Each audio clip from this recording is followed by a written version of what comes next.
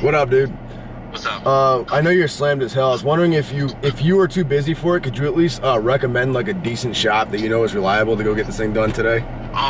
Today? Yeah, just cause like if I get stopped again, my car gets towed. Well, today,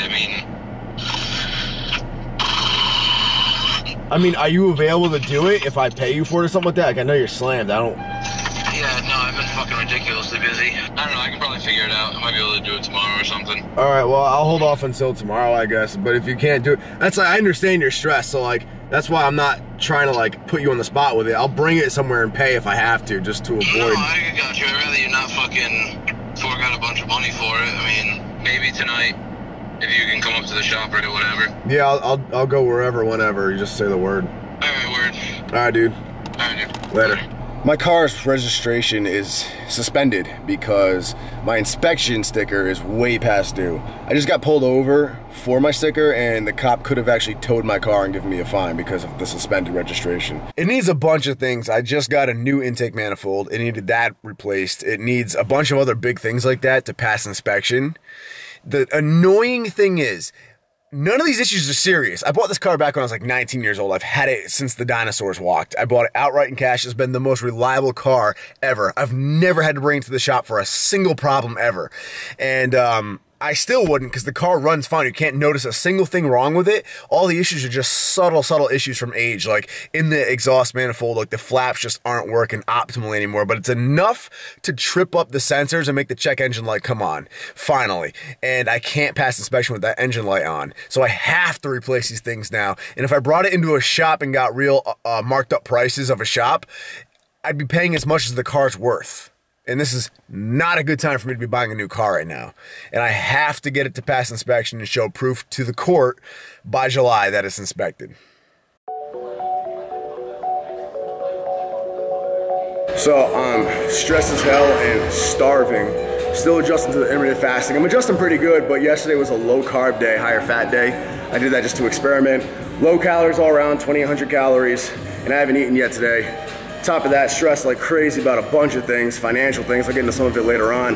Got a lot on my plate, so I'm gonna use all of that to fuel today's workout. First time touching deadlifts since the meet week. I'm diving right into 500 pounds for a 5x5, no playing around. And just gonna rip it. Use the gym as therapy today.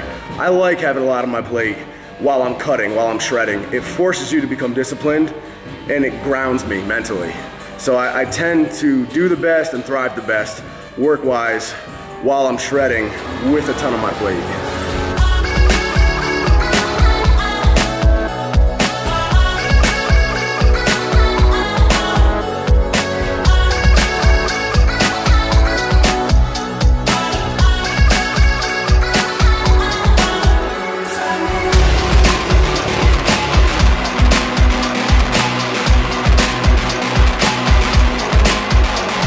First things first, I have one stop to make here at Next Level. Just officially canceled my Next Level membership just because I never make it over here anymore. I train at like 3 different gyms, all of which basically sponsor me more or less with a membership. So this is the one and only gym I was still paying for. And I didn't mind it while I was powerlifting because I loved it for powerlifting. It has the kilo plates, ton of racks and all that. But I waited it out. And I literally didn't make it up here or try to make it up here or at any point feel like I needed to make it up here in 3 weeks in a row. So, RIP to Next Level. It's been great. One more stop. This is the laziest salad I ever made in my life. It's greens with like 4 ounces of steak and like 4 ounces of chicken just chopped up and mixed in with some olive oil. Have you ever had a salad without dressing? That's lazy. That's a good salad. Fiber, fats, and protein. Wow.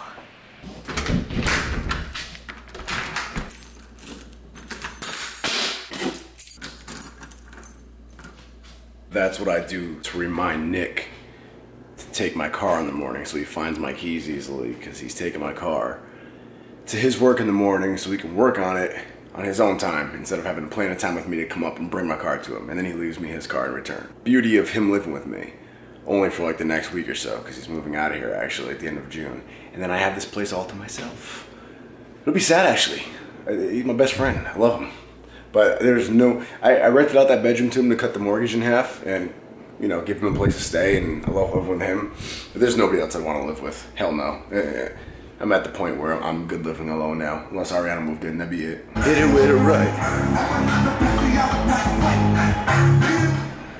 Quick public service announcement for you guys. Intermittent fasting is amazing, but it's just an eating schedule.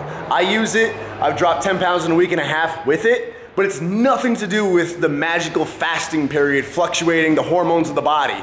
I get questions all the time like, how do you take pre-workout while you're fasting? Isn't that like a handful of calories? Don't worry about that. If you need a couple of calories from your pre-workout while you're fasting, take them. It's gonna affect nothing. All that matters is your overall calorie intake for that day. The body's homeostasis keeps hormone fluctuation in check. So yes, you can manipulate hormone fluctuation a tiny bit. None of it's gonna be significant enough to actually affect any gains being made.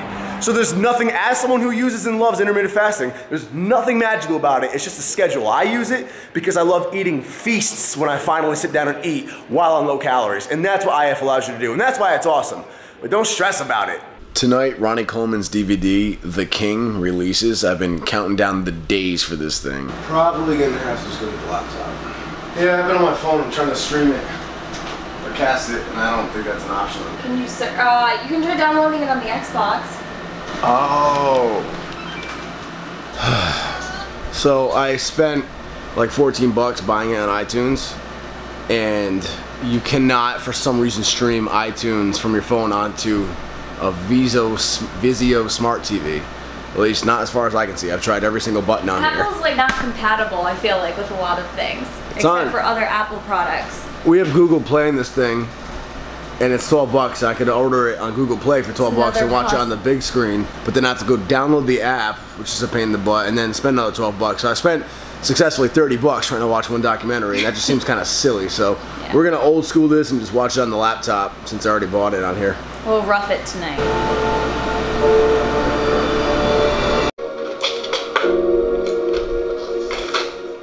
Yo, 10 out of 10 documentary. That was amazing. Generation Iron did a phenomenal job with it. Really got to know Ronnie Coleman and see like his personal side. It was just awesome. Check it out.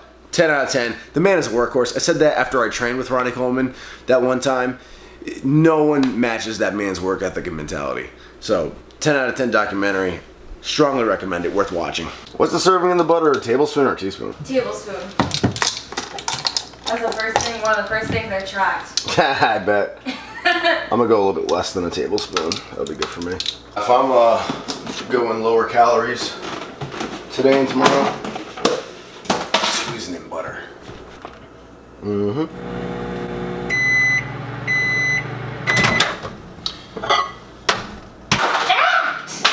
You alright? Yeah. So our 5th anniversary is coming up this weekend. 5th anniversary ever? 5 years. That is our 5th anniversary. Well, 5-year anniversary, I don't know. That's our 5th anniversary. Isn't saying 5th anniversary the same thing as saying, like when a show has its 25th anniversary, doesn't that mean 25th year? Yeah, I guess you're right. I guess I was just thinking about how people use. How many anniversaries have we celebrated total? 5. Oh, so this is our 5th one. But one time we celebrated like 7 months. No, you did. I never did that.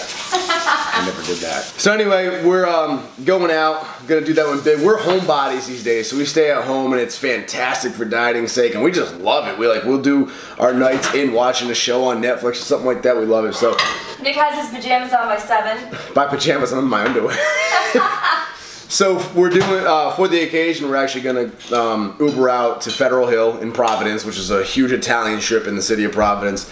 Amazing Italian restaurants there. Awesome. We're going to a big old Italian restaurant that we love, and we're going to do it up proper there. And I'm not trying to track anything on our anniversary, the one and only time we go out these days. So what I'm doing is I'm dropping my calories to 2,600 tonight and tomorrow. My training's all done today, and I'm not training tomorrow, so it's the perfect time for it. So dropping to 2,600 tonight, 2,600 tomorrow, and that way I'm still going to intermittent fast Sunday night leading up to the meal, but then when it comes time to actually go out to eat, I'm just eat whatever, all the Italian food and bread and pasta and all that stuff, not track a single thing.